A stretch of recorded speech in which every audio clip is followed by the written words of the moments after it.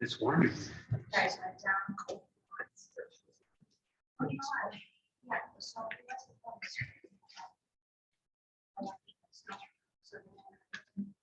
I don't know if that's- Watched it in Indianapolis, I watched all 3 hours of it. When I got this yesterday, and I watched it on the way back again. Yeah. And for the life of me, I'm not sure what- So that's how. You're gonna have to bring. See, that-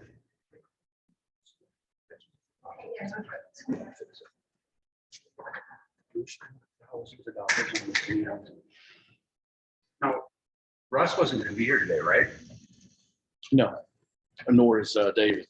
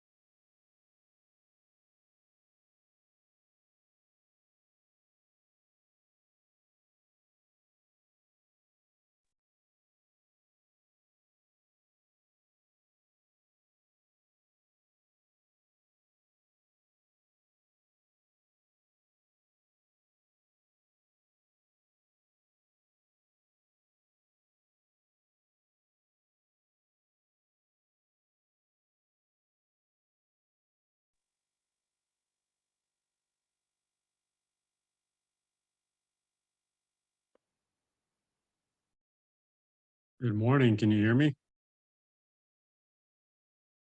Yes, we can hear you, Dan. Lisa just called. Yes. Lisa, you didn't have us up yet. I had it muted. Yeah. Okay. Can you hear us, Dan? Pardon me? Can you hear us? Yes. Very good. Okay. Good. That's an improvement. Yes. Can everybody hear me? Very good. Yes. No, I mean, never mind. Mr. McNamee's had his coffee. I see that. He said it'd come later. What's in South Dakota? It's always in South Dakota. Steve, you ready? Yep. Good morning, everyone. Today is July the 31st.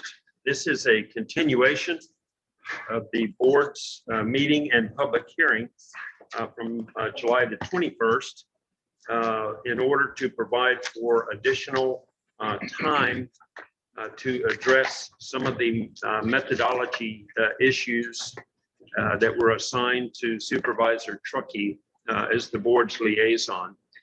So if I can, let me kind of tee this up.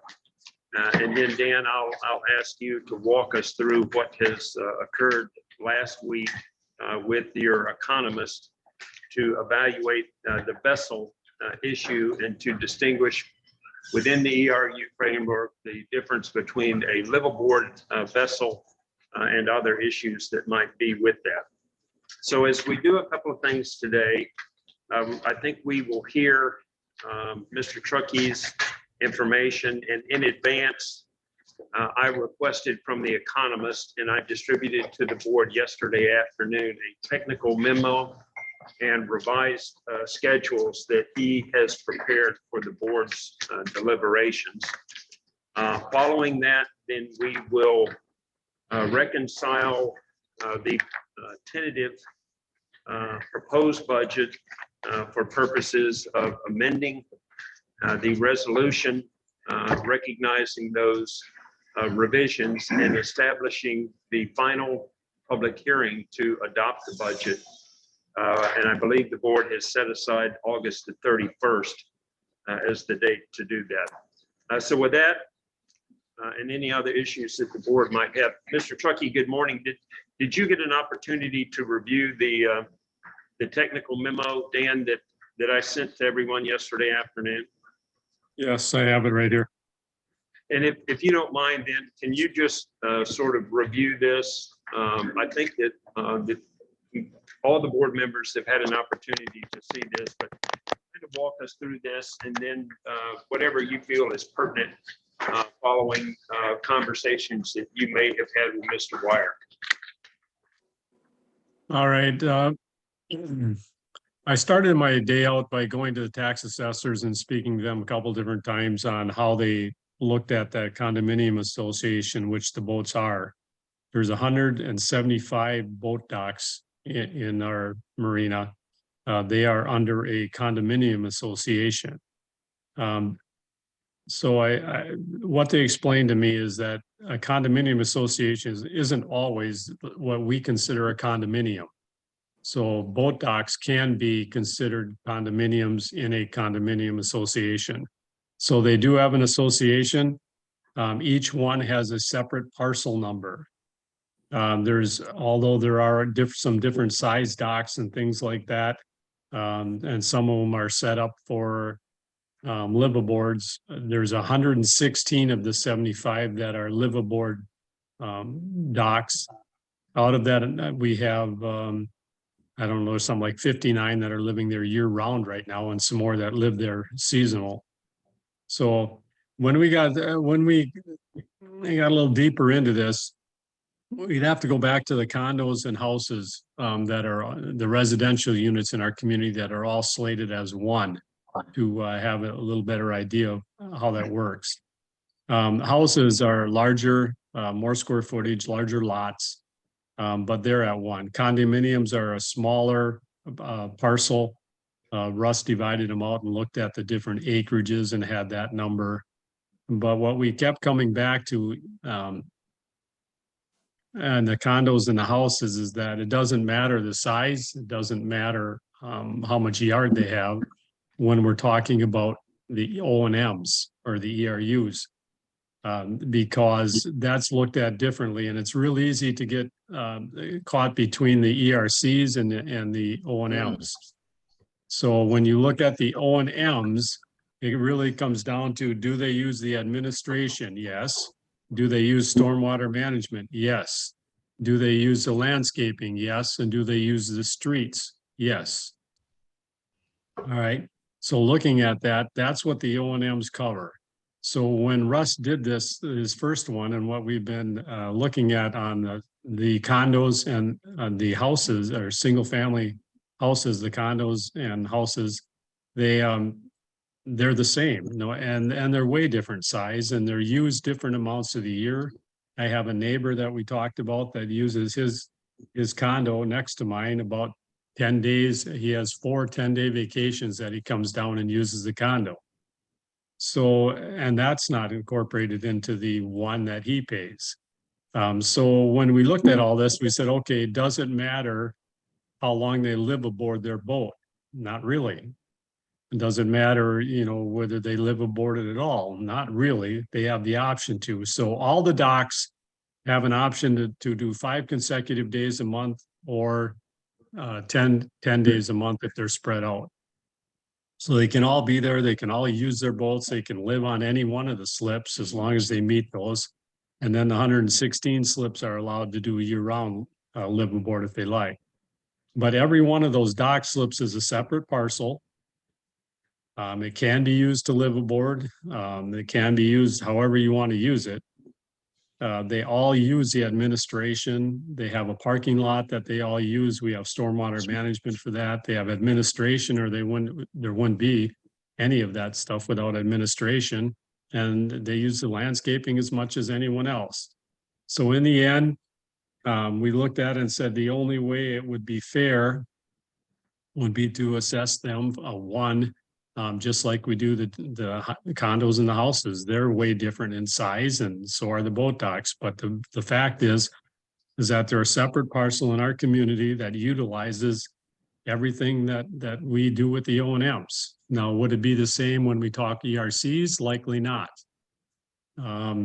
I talked to Mr. Preppin at a couple different times and he said, well, they use more water and they use more electricity than boats do and things like that. And that may be true. I'm not gonna speak on that right now.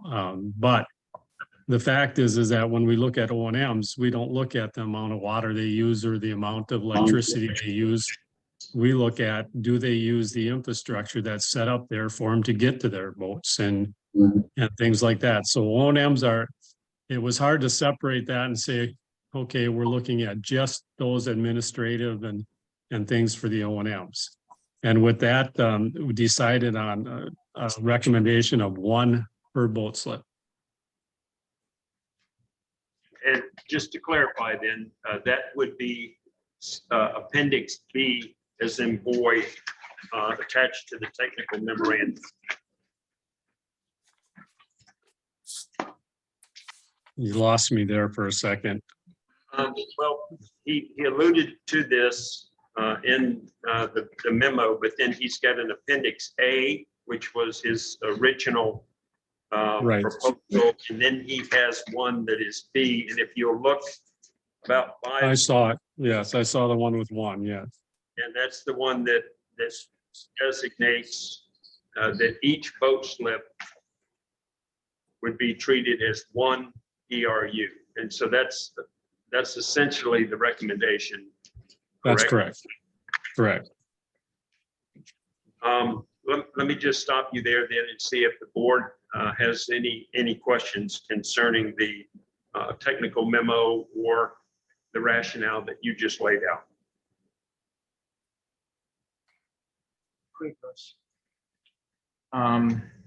What about people that already own a condo here and then they own a boat slip here? We talked Okay. about that. Yeah, and they're We getting, did. but what's the point? I don't get it. Okay, so They're I making- have a friend of mine owns a condo in Orchid Cove and he has a boat slip. He keeps his boat there. His boat slip is a separate parcel in Port of the Islands. He could sell his condo, still have his boat slip. They're 2 separate parcels. It would be no difference than anyone else owning a couple parcels in Port of the Islands. So his condo is not attached to the boat slip at all. They're both separate. So if we get into doing that, then we have to look at anybody else that owns a couple different things in Port of the Islands and say, well, you know, they own this and that, and you know, are they going to pay twice? And I think we get ourselves into a very, very polluted, hard to digest kind of thing if we don't look at it that way. Exactly. I agree with you, Dan, because I own a boat slip and have a boat slip behind my house. So it's 2 different things. And I don't have a paying for 2 different. Yeah, the benefit accrues to the property. It's not a benefit to the person per se, it's to the property. So that's how an assessment, special assessment works. You allocate benefit to property. So what's your opinion on this?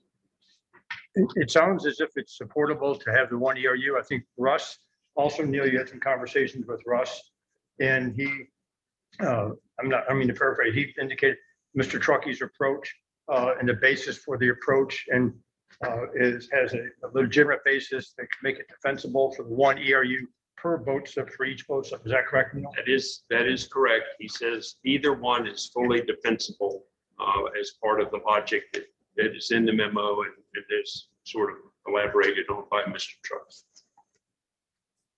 Kevin, do you have an opinion? Well, I agree with Dan and Owens. I've been out. That's okay. Yeah, to me, it just doesn't seem fair. We do have, I pay 1 and I've got a house and a boat slip all in 1. No, it doesn't seem equitable to me. I understand the logistics of it. Well, what about people who own more than 1 boat slip? You think they should only pay 1, even though they own 3 boat slips? I'm just talking about the people that live here, not the people that, if they own multiple boat slips, that's different, but I'm talking about one condo unit and one boat slip. I But don't the know. one thing that she's talking about there is, it's a real thing. No, I get it. I said It's hard to make one size fits all Right. decisions. Well, It's Russ, really- So that if I may, Russ, I would ask you, and this is the kind of devil's advocate we're playing in our discussions. I would ask that we take one of the larger houses in the community and compare it to one of the smaller condos in the community. Okay, the values are totally different. The land space per unit is totally different. But yet they're both paying a 1. Yeah, we have 1.5 lots paying 1. We don't like 1. No, I'm not talking about that. Yep, Well, we're even if talking- they had 2 lots, it doesn't matter. But the point is that a house is way larger than some of the condos. Here. I know it's still here, but we No. discussed this. This should have been changed. Here again, this is wrong again. Yeah. How many people does it affect, really? I mean, like I said, I own a boat slip and a house. Should I not pay on my boat slip because I own a house? I don't know. I mean, certainly I'd be okay with it monetarily. I guess, But I think it's not fair. If you own something, you should pay for it.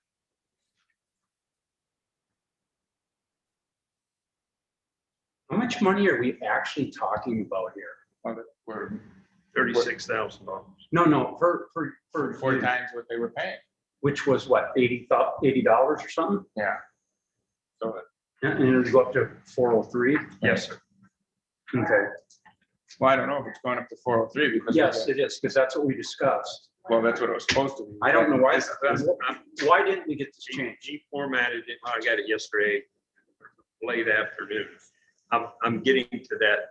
The tentative budget will be predicated on your direction to me at 403.11. So, did you, after the last meeting, now, I recorded the last meeting. I watched it on the way to Indiana the other day, the whole meeting. After you sent this to me yesterday, I watched the whole meeting a second time. I cannot understand, did you talk to Russ and tell him what we wanted? We did not discuss that. I didn't talk to Russ during the course of the week. The logic that he used, or the way that he intended to portray the methodology change, was to keep the dollar amount the same. We know that, we already talked about that. But he and I didn't have any other conversations with that. Well, I don't understand it then, Neil, because going back in last meeting, you personally talked about the 403 and all that sort of stuff, but then you don't pass that information off to the guy that we're paying to No, do this for the 5th time. I believe he was aware of that following that. How? If he wasn't at the meeting and you didn't tell him about it, how was he aware of it? Well, I'd have to go back and see if I could reflect my memory. I don't know that that's the key thing. It is clear to me that the board's intent is to find new revenue through equity changes to the assessments, and keep the assessment rate the same. Yes. We Yeah. talked about that. And that's what we're intending to do. Oh, why can't we get it right? I don't get it.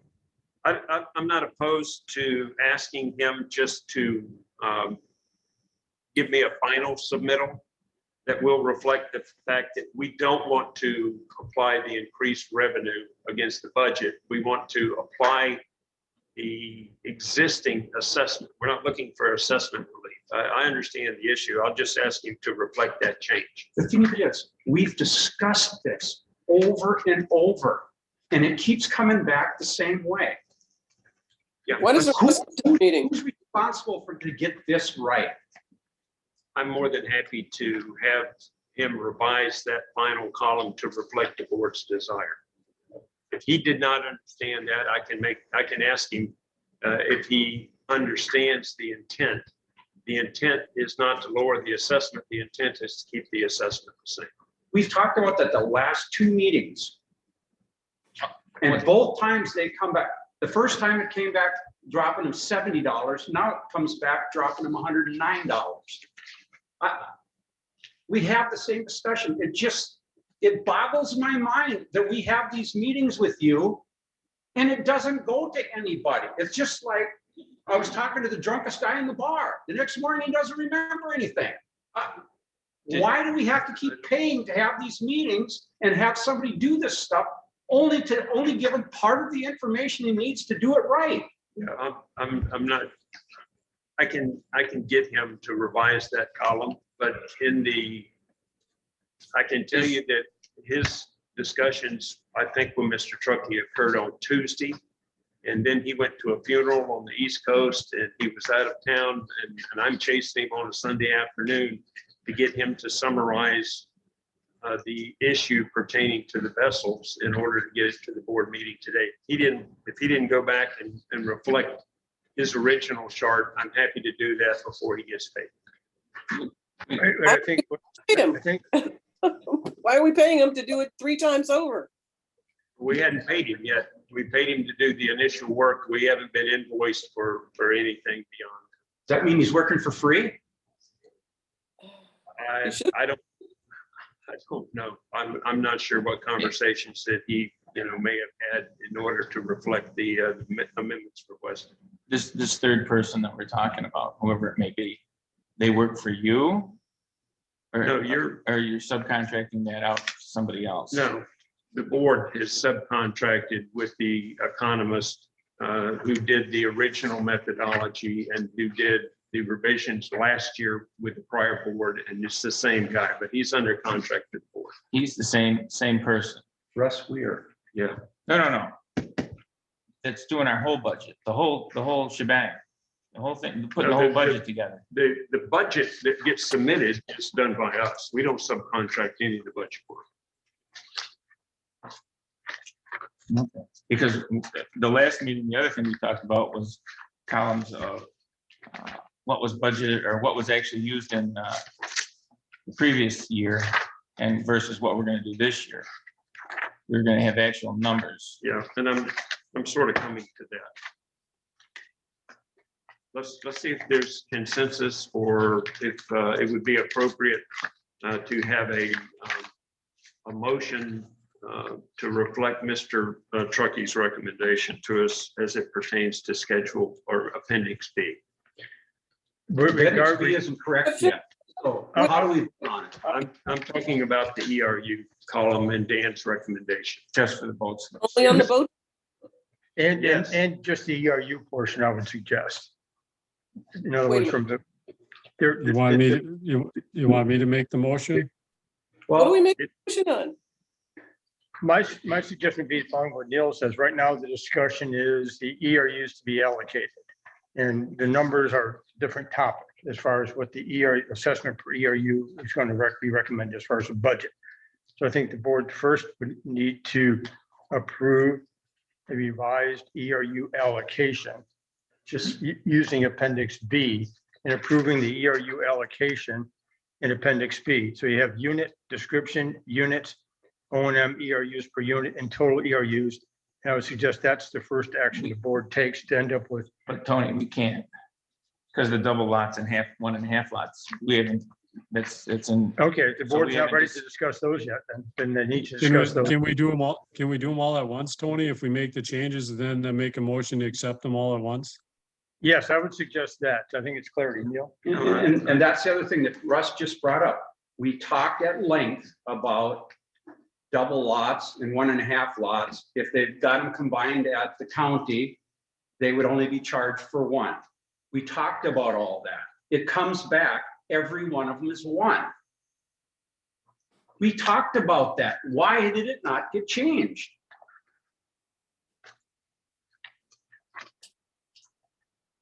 My understanding was that Mr. Wire had said that in his review, the 1.5 lots are all shown as one tax folio number. Only if they're combined at the county. well, that's what he's talking about. I think he has reviewed those tax folio numbers that he alluded to say that, in his opinion, those individuals have taken advantage of that opportunity with the property. All these, Double lot. all And the these, double lots? I don't believe it. well, The I don't double know. lots? What about the double lots? One, the number there for column one, as I understand the chart, is the actual tax folio number for the 2 1.5 lots that are depicted. I think Mr. Wire indicated that there cannot be any allocation if there was not a parcel ID with the property appraiser's There's no way office. to bill them. No way to bill them. I believe that's what he said. okay, so if they, well, then if those lots are correct, then if the folio number is correct, then that's it. How could you have a vacant lot without a folio number unless they have physically gone to the county and had those lots combined? No, but, Well, but maybe no, they have, this is, I don't the know. county, it'd be the county property appraiser's office, not Yes. Collier County. And you can request a combination of the lots and it shows up on the property identification card. And I think what Mr. Wire was saying, that there was only one folio number assigned, so it indicates they've combined the lots to the property appraiser's office. I'm not, I didn't, That was I think my that's what Russ was understanding. saying. That's my understanding. Okay, so what about the double lots? I think that's the same thing, my understanding, again. That's what he has said, was that the individual, there's 1, 2, 3, 4, 5, 6, 7 of them. I think Kevin obtained, he's obtained property cards for all these lots. Yes. And Kevin, did the property cards reflect that they were combined? I'm trying to recall. I believe so, yes. Yeah, there's no separate folio numbers. You physically know that? Or you're just assuming what? I didn't check them, but that's what Mr. Wire indicated upon his review of the folios that we identified. And we did the same thing for the parcel that was identified as the K parcel. We did the same thing for the cell tower and the Track 13 and Gun Club and the county's marina. We double checked the folio numbers for any of the parcels that had previously been discussed and appear on this list. Kevin pulled the receipts and the records to verify, and our intake for these 7 lots, whether they're 1.5 with the adjoining neighbor or whether they've combined the doubles, they all show a single bill, and there's no ability to bill them under the current rules that are used by the property appraiser to allow for that. So If at some then, point they were to go back, let's talk about the double lots. If the house is really built on one lot and there's no encroachment onto the adjacent lot, if that lot were ever marketed for sale or sold or changed hands, my understanding is that they would need to make or reapply for that same opportunity. what happened to the ERC and the ERU that were on that vacant property when the place was designed? So in other words, we're only going to charge them for one. What happened to the ERC or the ERU? Similar to the example I'll give you is Lely Resort. The original methodology that was created for Lely Resort used certain assumptions within the commercial properties where Hobby Lobby and McDonald's and the banks are. And then they would change annually based on what finally got built. So if a commercial parcel had a conceptual maximum amount of square footage, and then what actually got built at the time the CO was issued and the amendments were made to the tax roll, that typically would take place at the end of any year in which it coincides. And that's why what triggers all of this is we get the existing tax roll through the end of May from the property appraiser every year for purposes of us flipping it back to them with whatever the new rate is and any adjustments that have been made since, but they get picked up once property changes hands or somebody makes application for a building permit. So theoretically, if somebody made application for a building permit on a double lot that is currently vacant, and they left that lot, if that subsequently changed hands, it would get picked up through the clerk's office and recording that takes place from the closing documents, and it gets sent and recognized by the property appraiser over the course of the year, and then they send out the certified roll at the end of May. So what I'm looking at right now then, if we've got 8 lots here, which I actually thought there was 9, but let's just say that there's 8. I think there's 7. Who's the number? There's 2 1.5s and there's 5 doubles. 6 double lots. I'm sorry, there's one underneath the commercial. There's one additional double lot, so it's 2 and 6. Yes. So should those ERCs, ERUs not go back into the CID's reserve? We have 266 now in reserve. Should we not have another 8 in there now? I would suggest, Mr. Chairman, and I would suggest we focus on the ERU now. Okay. And we do, I understand the discussion that you want to have on ERCs. I think it's appropriate to have that. But I think right now, ERUs, just as an example, I emailed myself one of the excerpts from the property cards that Kevin got from the property appraiser's office. And this is folio number 68. If you look at the parcel numbers, it's the second last double lot in that first bunch of double lots. And it's lots 28 and 29. And this is from the property appraiser card, lots combined. And so that was combined back in 2005. Mhm. Then I'm also looking, and these are just excerpts of a couple. And then there's another one, Port of the Islands, the Cays, phase 2, lots 89 and 90. Those were combined in they're 2017. So this is, again, another copy of the property appraiser's cards. And so to that extent, Do they have all 8? well, we do, I believe we do. Kevin has all 8. I mean, right? Got all 8 of them. All 8 of them have been combined. Is that? I don't have them all here, but According to the property appraiser's website, No, the What property he's card. talking about right there. Well, there's two, but the property appraiser's website reflects the actions of the property appraiser. There's one parcel assigned to 2 lots. In my humble opinion, it's not this board's position to question what the property appraiser has done unless you have basis to say you only have 1 parcel number, you should have 2. And we've got some property cards. I didn't pull them all, but I believe Kevin has them all. And they're all in TIFF files or JPEG files, which are a pain in the neck, quite frankly. And again, Is that correct, Kevin? You've seen all 8 of them, like what he's got there showing them combined? I believe. Because if you do, then this is a mute point. I received those cards. And But Okay, again, I let's think just move on. I think what's important is the property appraiser has only assigned 1 number Okay. to it. I think that's the key. Fair And enough. we can double check, Yeah. but that's my recollection, quickly going through it. Kevin, if you want to double check it before we finish, and send all those property cards to the board members so they can see. I'm fine with that. Well, I mean, Okay. if I owned that property, if I owned a double lot like that, I would do that. Of course you would, So everybody else, but I don't think everybody knew about it. Well- You know what, let's just move on. Yeah. because That's my if he understanding. says Once it's again, done, it's done. it's my understanding. I only have 2 that I Good to go. sent to myself. Okay. Gentlemen, I just looked them all up and they are all 1 tax ID number. Thank you. You're welcome. Okay, I have one question that the O and M's kind of tied to the ERCs in this. If you allow those to be double lots as 1, which is fine. They have an ERC or an O and M on that one also. That's hanging there, I guess you'd say. So at some point, if they want to sell that double lot and break that off and resell that, they get an O and M at that time put back on it? It would Or in how- between fiscal year.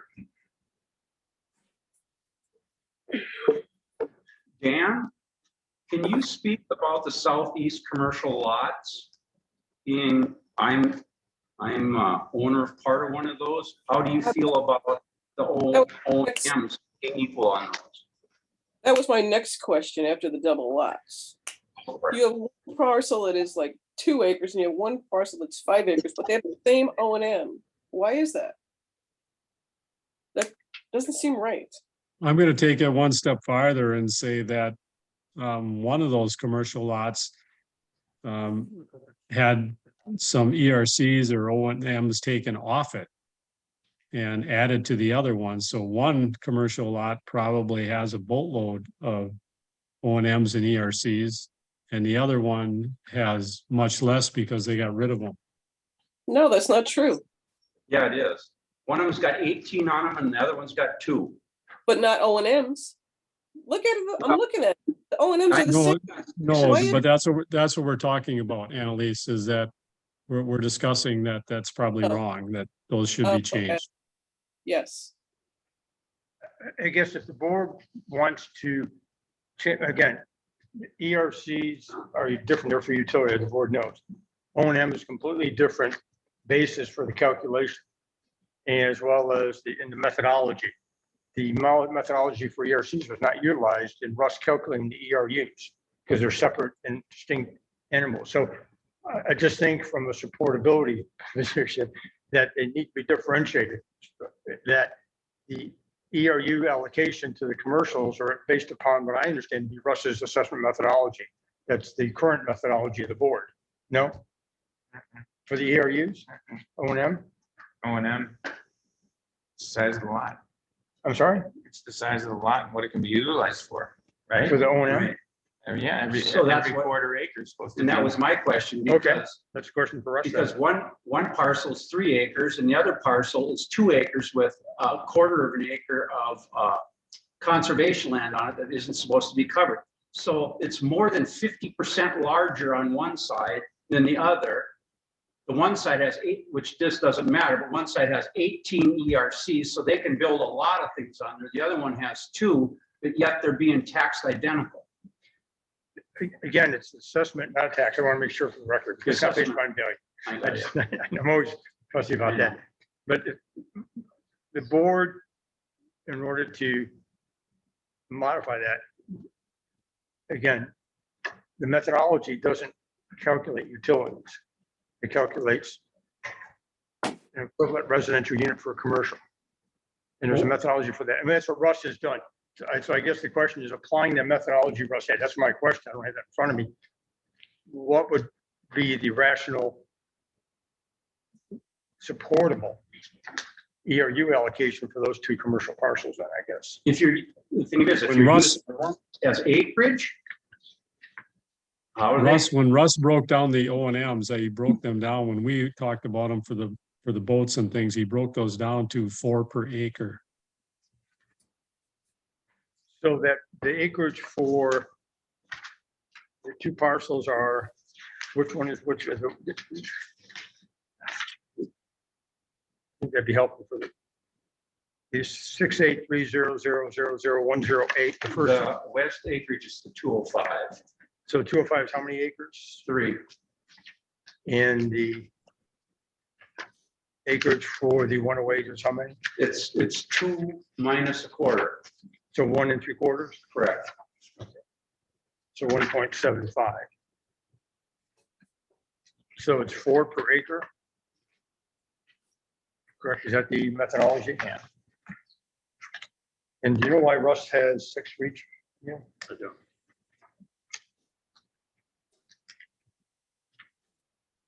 He has alluded in the past, I've not talked to him, but he's alluded in the past that it also may pertain to trip generation. I don't know whether any of that, or whether he just paints them with a broad brush and says that it is for permission.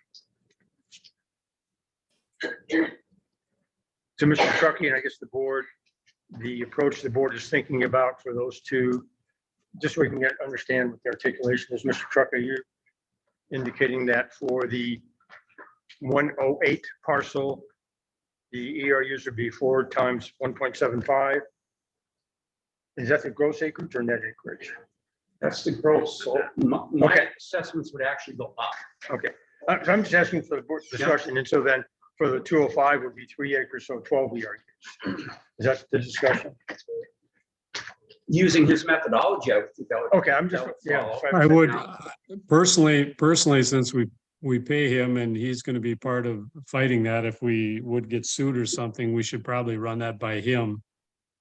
but- Before we make it. Yeah, the difficulty is we need to know today in order to send the notice letters out and the ad in the paper. What the ERU allocation per parcel is, because that goes in the notice letter, as you recall from the last one you got. Let's just see if we can. Yep. Is is Russ available today? I could try to call him right now. Bill's He gonna might try be to- available. Bill's gonna try. You know, I would text him. Can you ask him then why he didn't use the 403 number in here?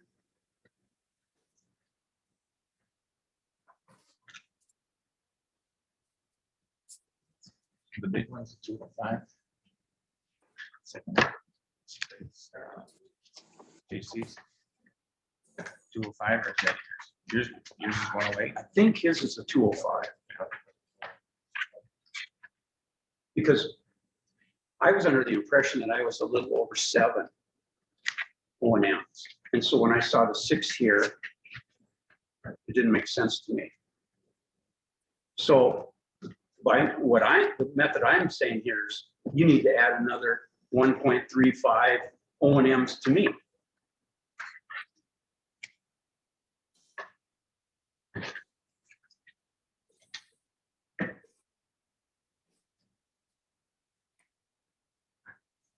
And you need to add more to the other guys. 6. Correct. Because that was over 12 before. That's why I don't know how this got changed. Which I'll really make him happy. Considering the guy that's back here paying nothing. He starts paying. Doesn't sell it first. You're talking about Mr. Case? Yeah, Yeah, Yeah, he's gonna pay. He's got his 109 of them. yeah, 109. 50 plus 9. 100. has anybody heard from him as far as where he's at with permitting and rezoning? Have we heard from his attorney? Tony? Well, at the next board meeting, we'll have the revised, remember the requested change to the utility ERC agreement as well as the revised site plan. That'll be in your next agenda to review. Revised ERCs. What are we- To make sure the agreement is amended to reflect the additional property, the ERCs they need. I think It's like 4.7. Don't lock in that number. I'm doing it from memory. But that's gonna be in the next agenda. Okay, Well, I think we take those, some of these commercial, put them back where they were. And then we're square. And what were those numbers? 9 what was, no, it wasn't, it would be what? mine was at, I think, 735. And I can't remember if this was around 12. Yeah, it has to drop 12. That's what they would be if we multiplied by 4. Yeah, And that's what we're using on Scott Preppen's property over there, and we're using it on these other people's property. We should be doing the same thing on Yeah. South Beach. it's gotta be the same. So just so you guys know, I'm advocating me paying more taxes.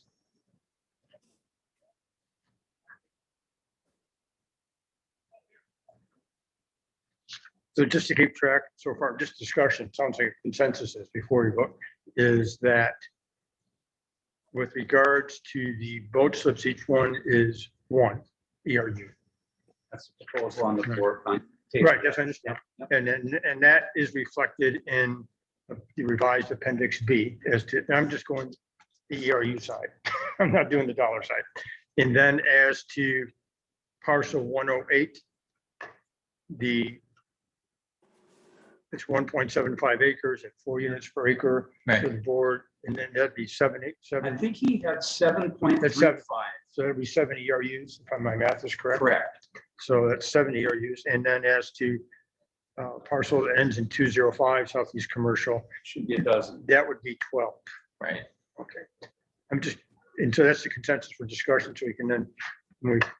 And then as to the double lots and lot half, because they've been combined, you only have 1 parcel ID, we'll go with what's in here. Right. This is again for the ERU. I'll wait till Neil gets back to talk about. Is there anything else on here that anyone, other than the numbers? We've talked about the boat slips. You want to, Restaurant seats, bar seats, why is that 0? That's always This is- 0. yeah, this was before it was corrected. Yeah, Yeah. But I mean, they hadn't taken out the, okay, I just Yeah, wasn't sure. thank you. The numbers. Yep. So they never paid before? I thought they were paying one. Oh, no, Who? no, Who? I thought they were paying somebody, I may be confused with ERCs. I think the water, yeah, they were paying 0.2 for water or something per seat, Yes, Yeah. okay. not O&M. So what he's got on here, way back when, is he had one parcel at 3.21 acres and the other parcel at 2.34 acres. Those acreages are incorrect. Those lands have been surveyed and it's 3 and 2 minus the 1/4 for.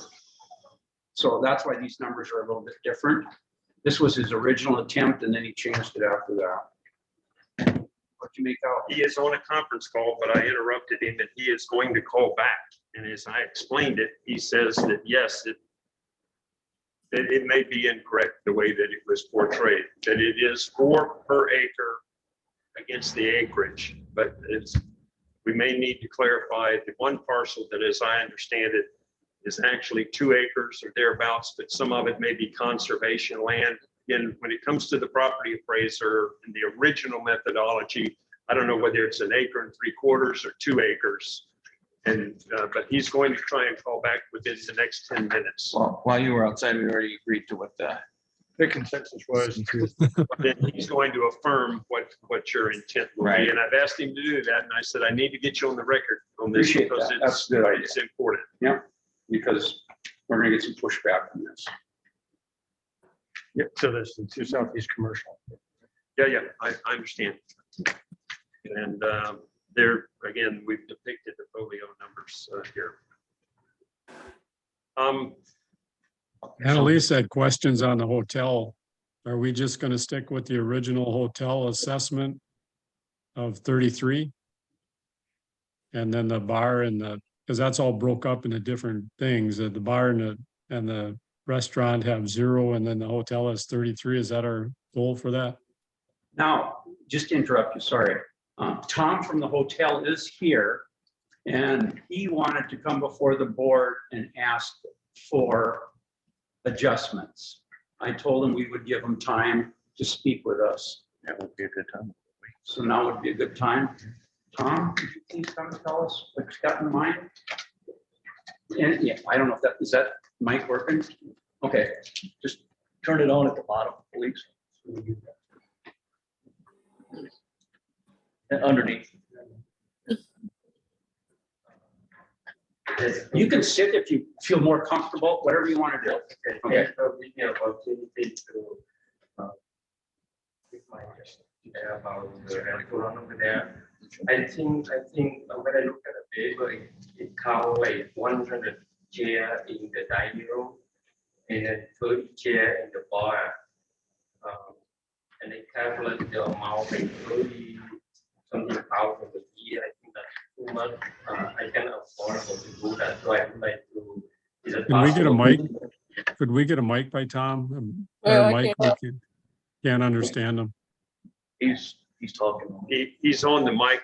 Would you mind coming closer to the table? We'll see if we can get you on this one. But Tom, I think you're talking about the water utility. We're not talking about that right now. We're talking about O&M. He's talking about utilities. Also, that the utility. Well, let's let him talk. Okay. As long as he's here.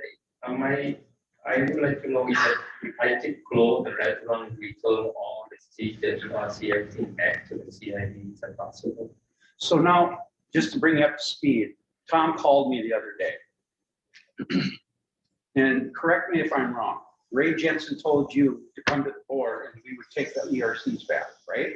He didn't say go back to the book. He said that if I don't want it, I can return back. But when I return, when later if I want to buy it, it can be more expensive. That would be new if you could return it. Well, when Ray was on the board, you couldn't do it, Right. but now he's telling, So yeah, now you can do it. That would be new. Yeah. So, but I can afford to open the restaurant that pay like almost 20,000 a year for that people pay. And here, June, May, June, July, all gonna be bad, if no good. So I talked a little bit with the lawyer. He said that I think if I can return that and don't give the rental there, or I can just let it folklore and return the CID off that unit. If I'm not mistaken, Tony, Yes, sir. we can only do this at a particular time period, and we would have to change our rules of procedures, correct? I don't have those with me. I have to double check that. I can have that answer by the next board meeting. Okay, more than to change assessments, there's particular times a year that we can do that.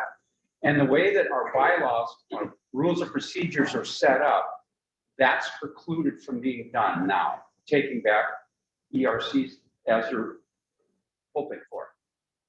So we would have to go through this process. And it will probably be starting in October, when we're gonna go look through we're hopefully gonna get rid of the ERCs or do it in a different manner.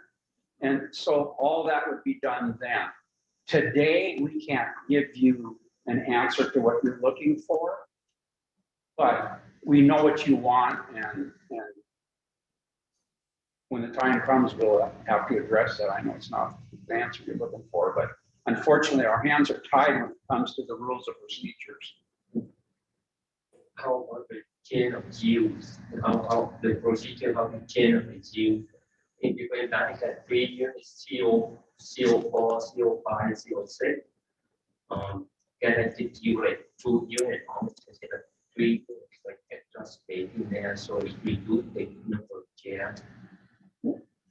I don't know, because as you well know, each unit has its own folio number at the assessor's office. Yes. So I would assume those changes would have to be made at the assessor's office.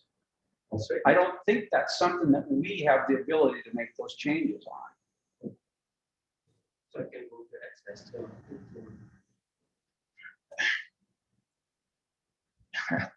Just to give you an example, I understand what you're talking about, and we are, hopefully, everybody's together, and we're gonna change the next year. Okay, unfortunately, we can't change this year, but just to give you an example, when some German guy owned that, right? The 5 acres over there, for 10 years, he paid $40,000 a year in assessments on that property, and it was empty.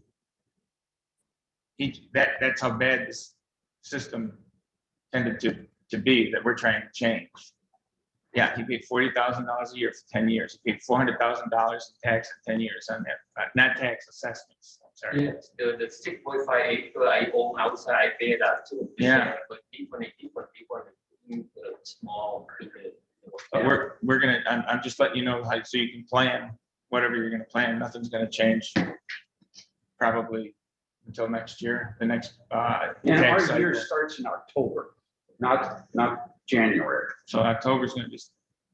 So right now, we're just trying to deal with the O&Ms, the ERUs, which are your big bulk. We're going to be addressing that in October. I know that isn't helping you right now, but That's okay, our but hands are tied. so I can wait till next October. Well, you have to either pay the taxes or pay the assessments, or I don't know what happens then. Well, unless we change how we're assessing. But for 2024, it's gonna be paying what it's paying. Yes, That's what. there's nothing we can do about it right now.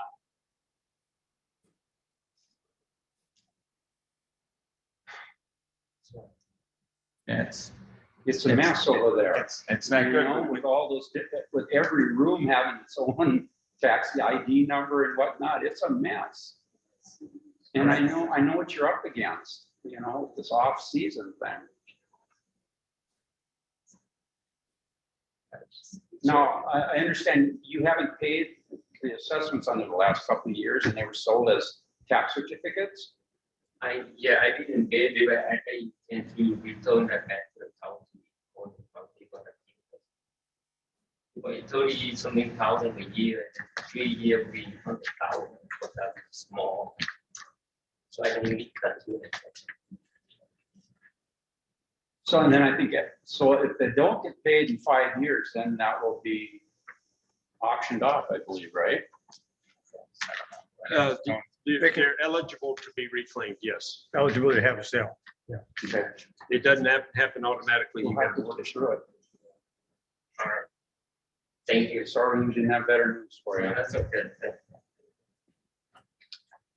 Moving on. Okay, that brings up a question that I have on the restaurant seats and the bar seats, since that's all separate parcel numbers. Everything else in the Port of the Island, if it's its own parcel, gets some type of O&M assessment on it. Is that something we got to look at? Is there more than enough on the South Hotel Reserve or is it or But they're hotel trying- rooms? Well, I guess you have to assume that everybody that they're paying the ERs, the O and M, you just use the O and M on the room, not necessarily. Yes, we're taking a chunk out of each Yeah, room yeah, already. I'm not for that. I'm not for increasing. I don't think we should either, in my opinion. Okay, So just, I'm trying to make some sense out of all of this. I think Mr. Truckee made a motion. Was there a second to the motion? To Appendix B, Subject to- As amended. Yeah, as amended. as amended for boat slips and as amended for the 2 southeast commercial lots. Correct. I'll second it. Any questions? And for clarification, it's as to ERU allocations, not the dollar numbers on appendix B. Correct. The 403 is what we want. Separate number. Gotcha. All in favor of this? Aye.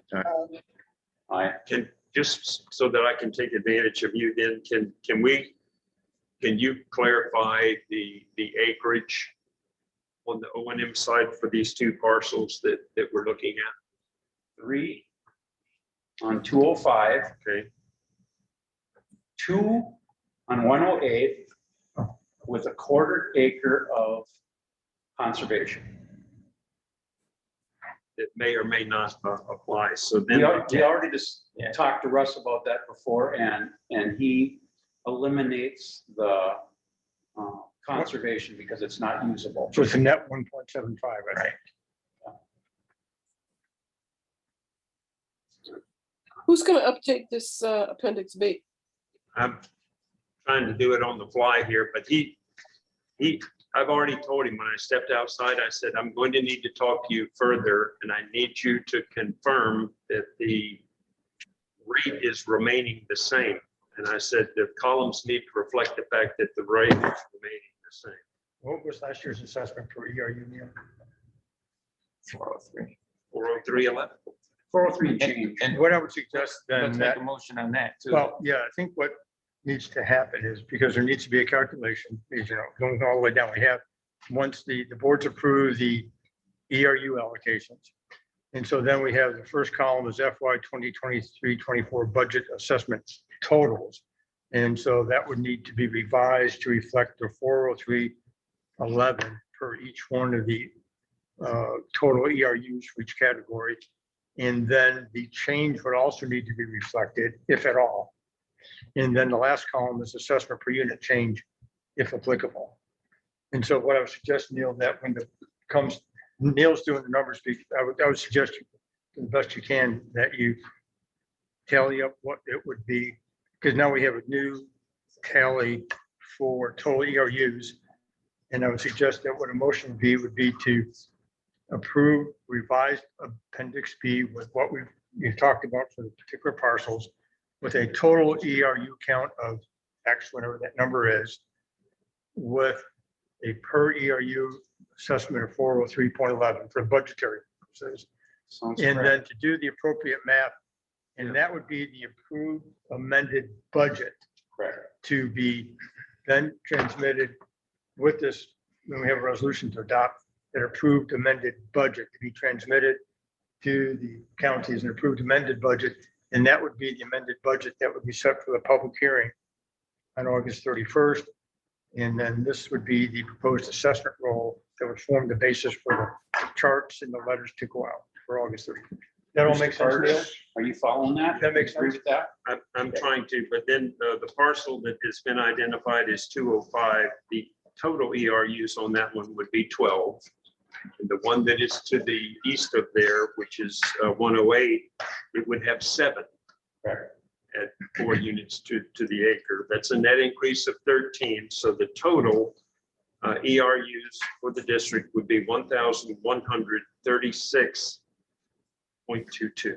And we round up or down. So it would be 1,136 at $403.11 per unit. And if you'll hang on, I'll tell you what that's going to be, because this is important when we go to try and put this all back together.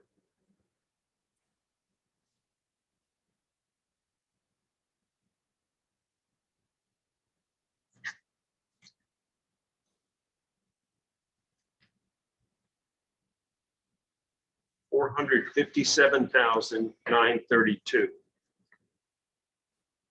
In Neil, from a Or standpoint, 57 what? 932 in change or? and 96 cents. Okay, So sorry. we call it Like that.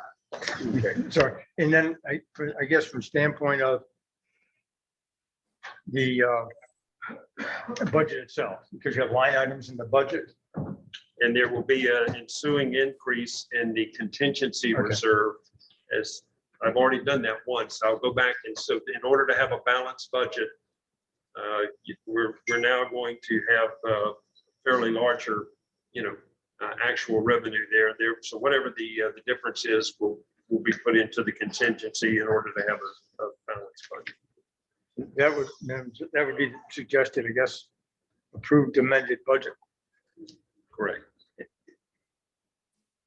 Oh, wait. All The of the whole line- thing? Yeah, all of the line No, items. I want to discuss before we. do that. Yeah, okay. I just want to make sure it's on the, I think that's the concept, and Okay, all of the line items would remain the same, except the contingency item would be increased to reflect. So right now, we would be increasing our revenue by about 128,000. In recognition of the new large residential parcel, Everything. the gun club, the cell tower, the county's marina, the revision to the boat slips, and the revision to the 2 commercial parcels that have been discussed. And again, the totals would be 1,136 total ERUs in the community, and the revenue 457,933. Okay.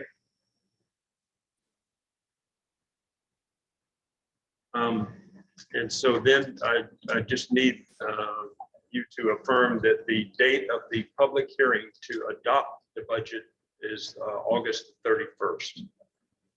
It was discussed last week. And I believe the lady confirmed that the room is available, and we'll be here at 9:30. I don't think I need anything. I needed one comment. Everything on the budget, I don't want any, not me personally, but I guess I'm just against budgeting less than we actually used just this year for any of those line items. I'm sorry, I'm trying to do 2 things. at once. Yeah, I know. The, on the budget, I'm against any line item that we've got there being less than what we actually did. Can we Use still like the change engineering, the, You can change the final budget, at the final budget hearing. You can't go over this budget amount. You can reduce it, you can, Move it from one column to the other, but not increase it. yes. Okay. We now have a pretty large contingency, and so you can make whatever changes by budget amendment that you want to. just, that's just a waste of time. That's all. You got a budget amendment, this budget amendment, that. I mean, just, Unfortunately, we didn't get going on that early enough because of the switchover and everything. yeah, Hopefully that this is all going to change. all right. And I'm going to make I one know what you're correction. saying, though. I agree with you. I counted the 6 units twice on the parcel that is 205. So Kevin's is recalculating The actual total increase. Let's do the ERUs first. It's 1,130. I said 36 Right. 2011. and 11 cents. 411. 403.11. And then the slightly reduced total revenue, 455. 558. 64. Okay. I wonder now for this next meeting that's coming up, and there's not many people here.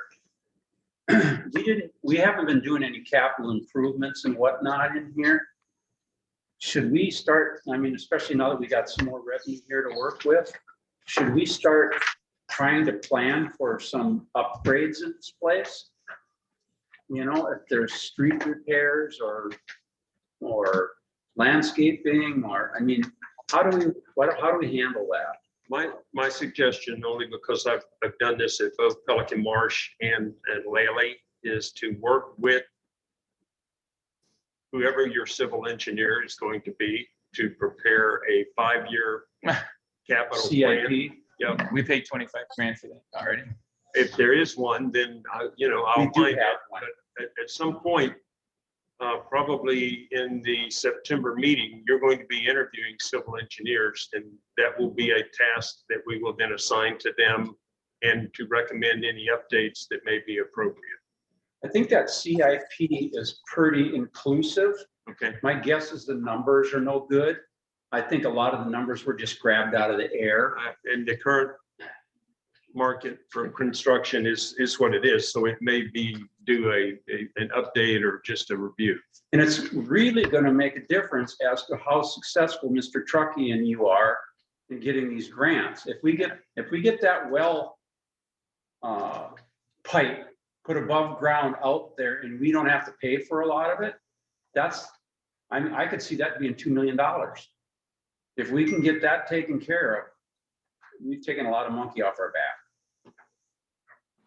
Yeah, because that was in the original CIP, but I don't think the tank, No. I don't think the tank. was in the original Yeah, CIP. I think what's important from the budget perspective, again, is that I think that's a utility enterprise fund project, Right. as opposed to the other capital improvements like the roads and signage and landscape. But I'm wondering if we also can't start getting some input from the community as to what they would like to see moving forward. So get the word out there and, you know, come back with suggestions of where we should be starting to spend some of this money to do some improvements, because we literally haven't done anything other than blacktop, Stella Maris North.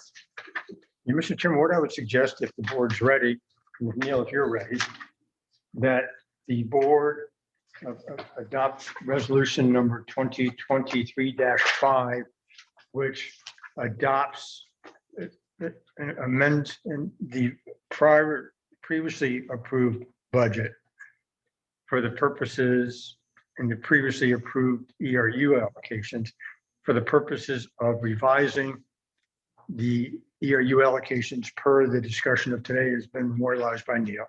Include that in a amended revised budget, approve that with a total ERU of 1,130.11 with a total proposed 2023-24 amended revised budget for assessments for the budget of $455,558.64 with a direction to revise as appropriate the 2023 fiscal year assessment per unit change and all the other columns for the purposes of sending out the notices. So it'd be revise and amend the previously approved budget to reflect the new total budget amount of $455,558.64 with 1,130.11 ERUs and increase the line item for contingencies, only leave all other line items the same.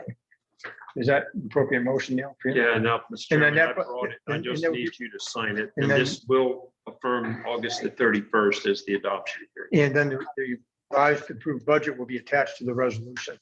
Yes. With all the revised. Lisa, would you like to make that motion? I'll make the motion. Second. Any questions on what he just said? All in favor? Aye. Aye. Unanimous? I Okay. think that concludes those matters.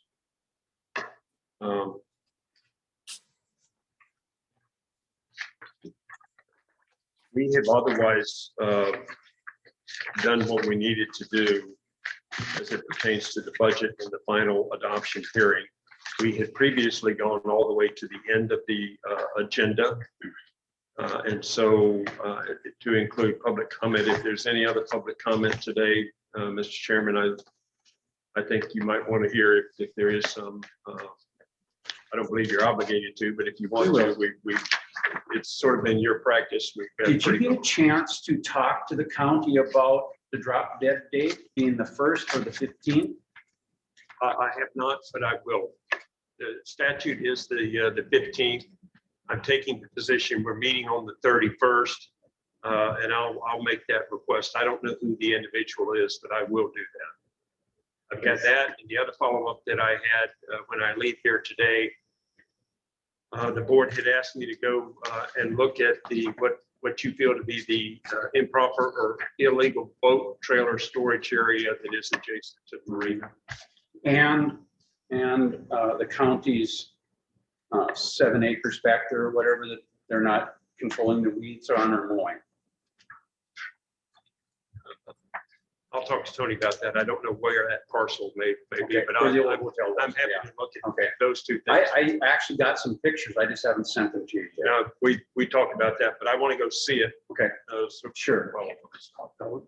Can we just call code enforcement? Yeah, but we need to go straight to the Castro I'll send the pictures. Okay. because they already know. Is anybody gonna go with Neil? This is Carol Williams. I think it'd be nice if some of the board members are, you go with Neil and show him exactly what you're talking about. I could do that. One board member Only one can. of us. Yeah, or show me on an aerial, but either way. But Sure. Go. Go. Also, I asked for the contracts on the uni building and whatnot. You were gonna send to me. We have those. I have those with me and we'll go through. I might need to talk to my accountant who has been the coordinator, making sure the documents go back and forth. I did get that one additional item that they refer to as the governmental required merchant information form. And I believe that the board has previously designated Mr. McNamee, and we do need to complete this to include our federal tax ID number and the routing and account number for the question in hand, which is our primary cash account. So you have those contracts with you? Yes, sir. Okay. The bills are supposed to go out today, is that correct? Yes, the bills were completed last week, and the proposal is that they be sent to the printer, but held until we can revise the face of the bill to give them the option to pay by credit card or e-check through their web. When do we think that'll be done? They had previously told us that it would be done within 2 weeks. What? 2 weeks? When I talked to them a couple weeks ago, they said they would expedite that as soon as we had our information in. So evidently they're still waiting on our information. Well, they are, but I think the chairman is prepared to sign this and provide it. Our contact there, I believe, is Heidi. I'm not sure Correct. who you have spoken to, but if she's indicated that Heidi. we'll expedite it, I'll ask them to give us a better definition of what expedited is. Okay, So as soon as Steve signs it, that's the end. That's all the information they need. They have everything they need. This will be the third time. We sent the original application on May the 23rd, and we sent a revised one and refused to sign the personal guarantee provision. And the only thing that I have been given extra is this, the form, it's a 1.5-page form that just sort of memorializes what you said at your meeting, that Steve is signing in his capacity as the chairman. Oh my God.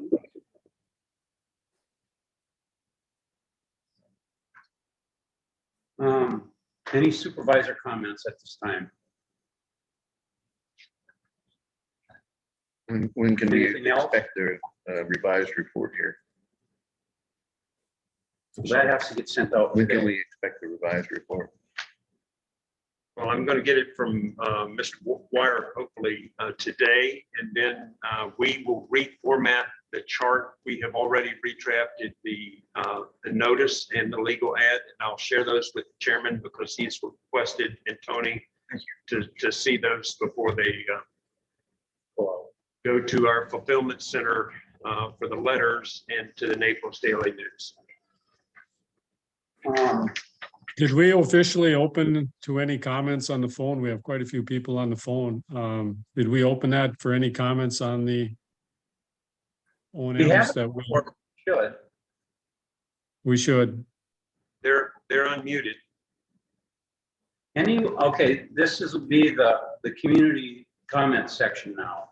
Does anyone have anything that they would like to ask or contribute? Anyone online? I have a question. I'm on the phone.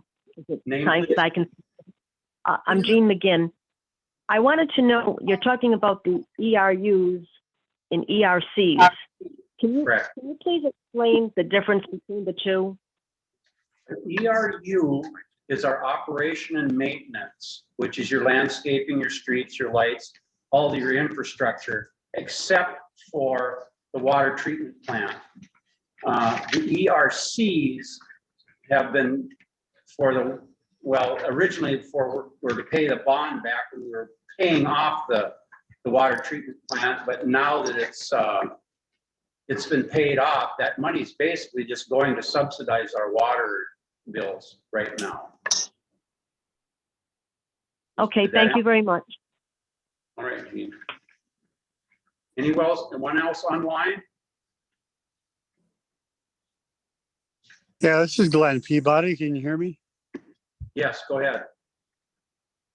There's a lot of discussion on next door about lot 13 changing hands. Do we have any official word on that? No, we haven't heard anything. It's listed for sale, but to my knowledge, no one has made any offers or whatnot on it. I think he's planning on just moving forward as it is, but put it up for sale, because you just never know. Thank you. You're welcome. Anyone else online? Where is the lot 13 that he's referring to, please?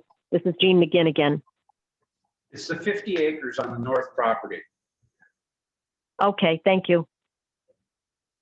All right. Sorry. Okay, Try it again. I will use the microphone. Patrick Hellmeyer, K-E-H-L-M-E-I-E-R. I am a slip owner on B2. I am very upset that the methodology that Russ originally came up with for O&M based on an acreage for the marina is gone by the wayside, and the board has picked a number out of the air, thinking it is the same as a hotel room, a condo, and a single family home, raising it to one total ERU from 0.25. That is an increase of $300 per slip at the marina. The liveaboards, you are grouping the liveaboards with docks, which is B, and some of D into one lump sum where there are only fishing boats there, no liveaboards. The size of the slips have not increased the way they have after the marina was reconfigured when the developer swapped out additional land for a slip and the aqua lodge. I think it's very unfair. I think it's a very, very big increase. $300 a year to just pick a number out of the air, especially for water-only fish and boat slips. I don't know who's going to be here at public hearing. Don't know if it's going to be in the paper where it can be read, but I will definitely let other boat owners know at the marina. And even the increase on the liveaboard slips, being from the acreage to number out of the air, 1.0 is going to be a big jump for the liveaboards. You have a lawsuit pending from PretMac for the original one going to 0.4, and now we're going to up it to 1. Thank you very much.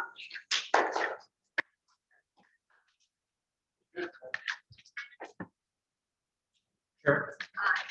I'm Carol Williams, 141 Wilderness K.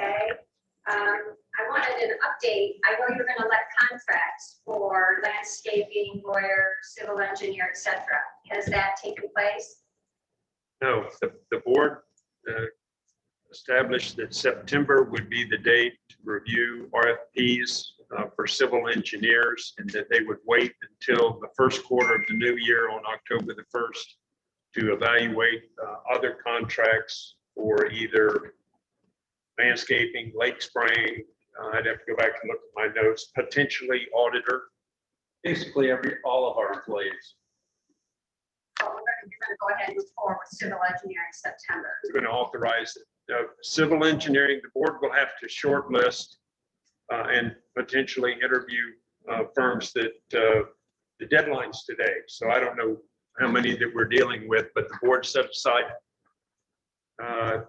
at their meeting a week ago that they wanted to do that at the September meeting.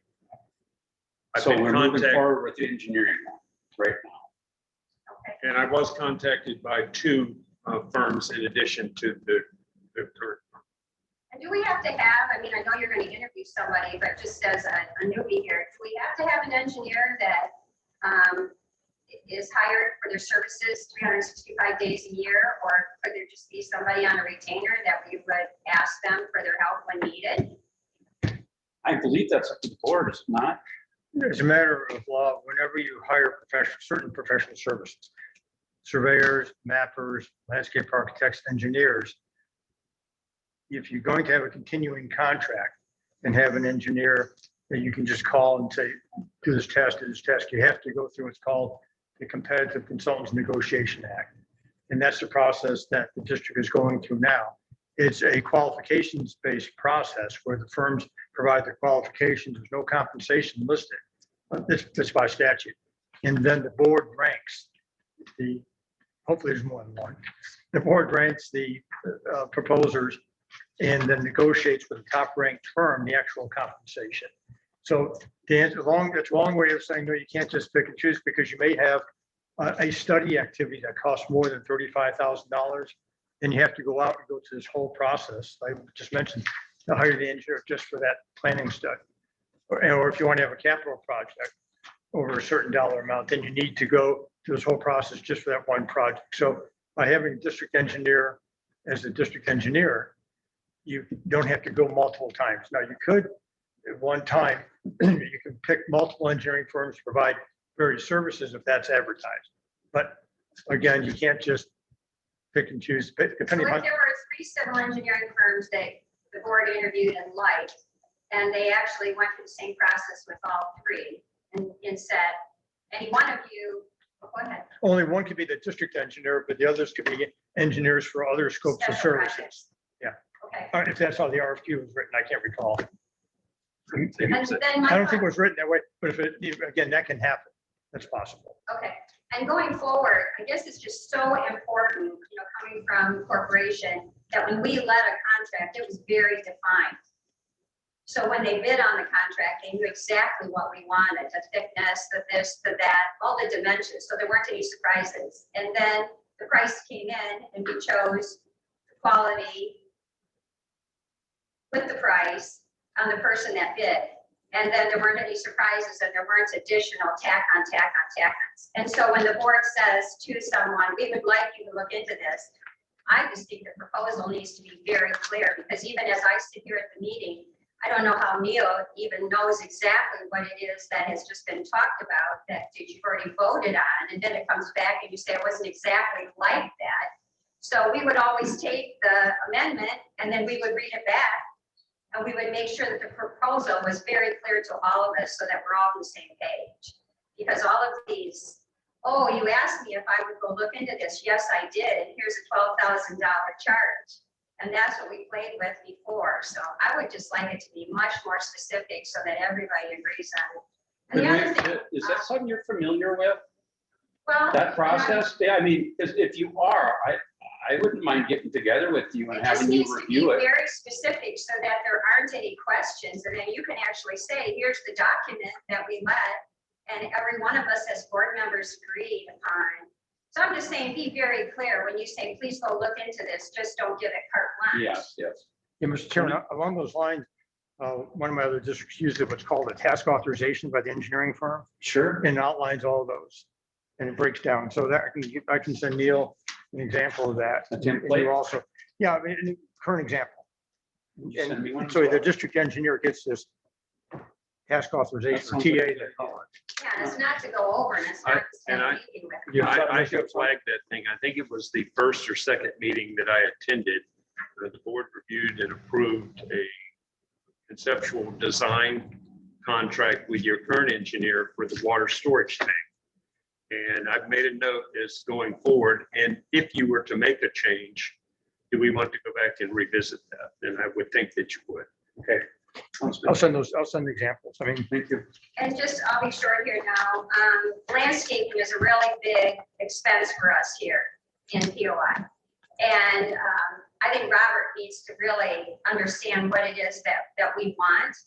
And Russ, I know you said before, what street did these hours come in on? I mean, what did you actually do? And so that's a very big expense for us.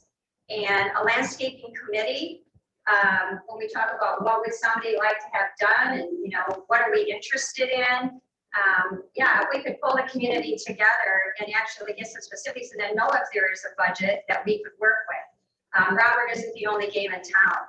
And so he could be asked to reduce his budget too. It's not just always tack on and tack on and tack on. And so that's important. And yeah, code enforcement, Neil, I'm glad you're going to go out because code enforcement is an issue. Collier County sets the rules as to what we're supposed to abide by.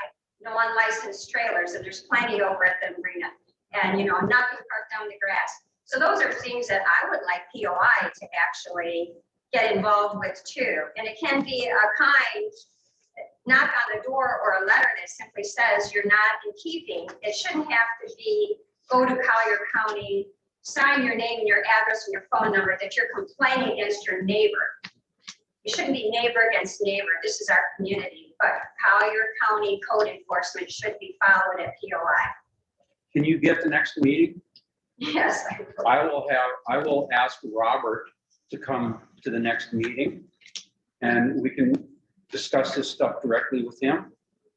And if you've got other neighbors that you want to get together with and come up with a suggestion list, we'd be more than happy to listen to it. yeah, and Mr. Chairman, what I would suggest is if it's an official committee of the district, then it has to comply with the sunshine law. I'm If it's just a group of talking they have neighbors, their own. that's correct. That's just a follow-up. I think that's a good way for them to approach it. Yeah. It's a, I understand. What were you saying, Tony, that if it's a committee established by the board and appointed by the board, then they're subject to the sunshine law.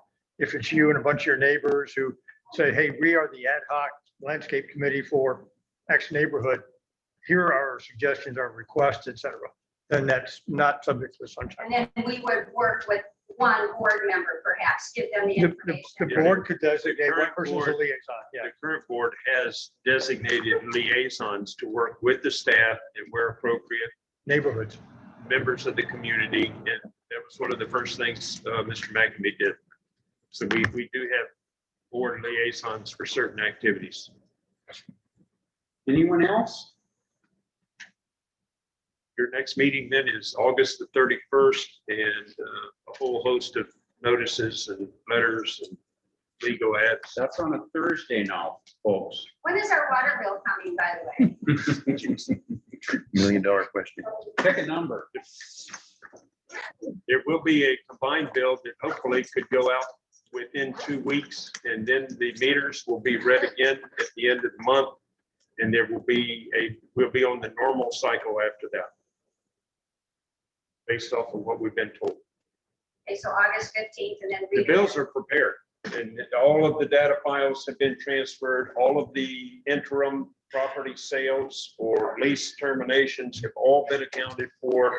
The data set is accurate and has been reviewed, and we're only waiting in order to have an ACH processor for those people that want to pay with their Delta American Express card or through a self-initiated e-check, then that'll be the final step. So the auto pay will be, if we wanted to do auto pay again. Yeah, they have a website, they have an app, and you'll have to, put in your routing number and your checking number and whatever authorization is required. There'll be a disclaimer that will tell you, what the convenience fee is. And, but it's all the same. It's the only open step. Now that we're on the subject here, Joe came to us a month or two ago that his water meter showed, like 85,000 gallons. And I think that we discussed that he would agree to pay for the water, but not the sewer and stuff is that getting to his bill? That's in my notes. That might need to be a subsequent event that we would coordinate with Mitch, but it's in my notes. Can we do that? Or is that too late for you to put? No, I think that was the board's consensus at that time, and I have taken the position, I was asked a question at your last meeting about deposits, and there is a requirement that any tenant or leasee pay a deposit, and I have not had the time to go into your balance sheet to see whether there may be old deposits on accounts for residents that might have been, grandfathered or swept in. As I recall, there's about $20,000 in deposits that are portrayed on the balance sheet. And I think it's a combination of residents and tenants, but that's all part of the board's adopted rate structure. So when someone leaves the community, they get They get a final bill, and in the event that that there is a tenant that then we always usually or typically bill against the deposit, and any balance would be considered outstanding. So they get their deposit back. They do. And in one case, we were able to do that because it was in process, the same way that when we arrived in March, we determined that the February bills had not been mailed. And so we tried to coordinate those things as best as we could. Okay. There are certainly a handful of properties that sold from, the time from March up and through like last Friday, but we have a separate spreadsheet, and we have coordinated final meter readings with Mitch's company in order to have that data file. That nothing else, you can entertain a motion to adjourn. Yeah, a motion to adjourn. I second Is there a meeting? Is there a meeting on I second. August 15th? Aye. Thank you all. Go ahead. Is there a meeting on August 18th? We got one more. The board want to reconvene the meeting I then? just heard that there's gonna be a fee charge. For what? Well, if you pay through your checking account or a credit card. Credit card. There's a convenience fee for a credit card payment. And that, if you have your bank set up to auto pay, there's no fee at all. But as is and was the case, if you are paying with a credit card, there is a convenience fee for that. The board has never paid the convenience fee. Oh, because the credit card charged us roughly 4%. Yeah. And you're turning that back. That's been the board's policy. So It's- Kathy, I think it's, Why was it? yeah, Depends on the card. Yeah. Yeah. Good. question here, Kathy? the board going to reconvene? I think, again, the board motion to adjourn. So I would suggest, Mr. Chairman, that you call the meeting back to order for the record. It's okay. Oh, okay, okay. Just want to make sure for the record we have, because the minutes being transcribed. Okay, thank you. Is there a meeting on August